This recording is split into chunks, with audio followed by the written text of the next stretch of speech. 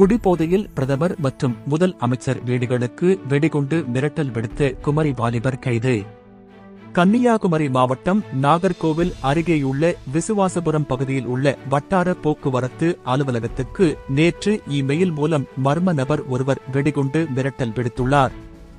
உடனடியாக இதுகுறித்து போலீசாருக்கு தகவல் தெரிவிக்கப்பட்டது. உடனே போலீசார் விரைந்து சென்று அங்கு சோதனை மேற்கொண்டனர். ஆனால் வெடிகுண்டு எதுவும் சிக்காததால் அது வெறும் புரளி என்பது தெரியவந்தது.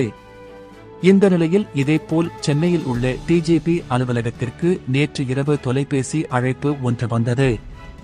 அதில் பேசிய நபர் முதல் அமைச்சர் மற்றும் பிரதமர் வீடுகளிலும் குமரியில் உள்ள பல இடங்களிலும் வெடிகுண்டு வெடிக்கும் என்று கூறிவிட்டு இணைப்பை துண்டித்துவிட்டார்.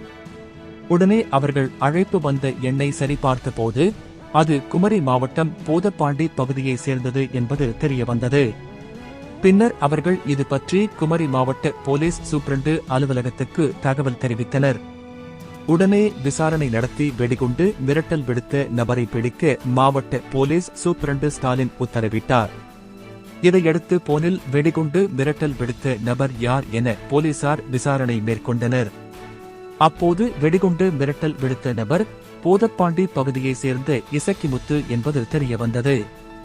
இதையடுத்து அவரது வீட்டுக்கு சென்ற போலீசார் இசக்கிமுத்துவை சுற்றி வளைத்து பிடித்தனர். பின்னர் அவரிடம் விசாரணை நடத்தியதில் அவர் குடிபோதையில் வெடிகுண்டு மிரட்டல் விடுத்ததாக தெரிவித்தார். இதையடுத்து இசக்கி முத்துவை போலீசார் கைது அவரிடம் தொடர்ந்து விசாரணை மேற்கொண்டு வருகின்றனர்.